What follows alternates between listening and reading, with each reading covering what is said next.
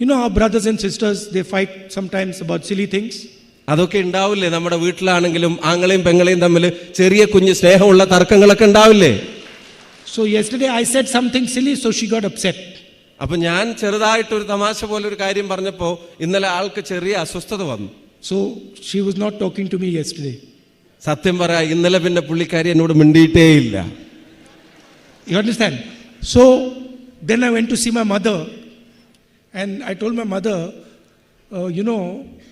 my mother said, because my mother was there during the fight, my mother said, so how's your sister? ഞാൻ അതിനുശേഷം നേരെ എൻ്റെ അമ്മയുടെ അടുത്തേക്ക് പോയി. ഞാൻ അമ്മയുടെ അടുത്ത് എത്തിയ ഉടനെ അമ്മ എന്നോട് ചോദിക്കുന്നു, സഹോദരി എങ്ങനെയുണ്ട്, പെങ്ങൾ സുഖമായിട്ടിരിക്കുകയാണോ എന്ന്. So she said, I told my mother, no, my sister's upset with me, so she's not talking to me. ഞാൻ അമ്മയോട് പറഞ്ഞു, അതിന് പെങ്ങൾ എന്നോട് മിണ്ടുന്നേ ഇല്ല, ഇച്ചിരി അസ്വസ്ഥതയിലാണ് എന്നോട്. But then I told my mother, I have trapped my sister. Then I told my mother, I have trapped my sister. ഞാൻ പറഞ്ഞു, ഞാൻ ഒരു സ്നേഹക്കുരുക്കിൽ എൻ്റെ പെങ്ങളെ പെടുത്തിയിട്ടുണ്ട് എന്നുള്ളത് ഞാൻ ഇന്നലെ പറഞ്ഞു.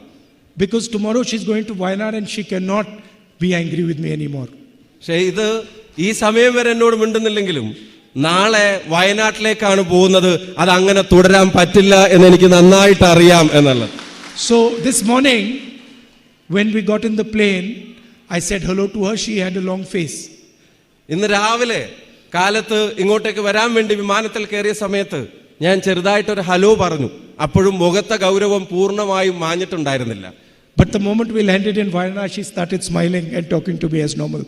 വിമാനം ഇവിടെ എത്തുന്നത് വരെ ആ മുഖഭാവം അങ്ങനെ തന്നെ ഇരുന്നെങ്കിൽ നമ്മുടെ ഭൂമി തൊട്ടപ്പോ ഇവിടെ ഇറങ്ങിയപ്പോ ആ മുഖം മാറി ചിരിക്കാൻ തുടങ്ങി, സംസാരിക്കാൻ തുടങ്ങി, ആവേശഭരിതയായി. Please understand that is the magic of the people of Wayanad. അത് മറ്റൊന്നുമല്ല, അത് വയനാടൻ ജനതയുടെ സ്നേഹത്തിന്റെ മാന്ത്രികതയാണ് എന്ന് പറയാൻ ഞാൻ ആഗ്രഹിക്കുന്നു.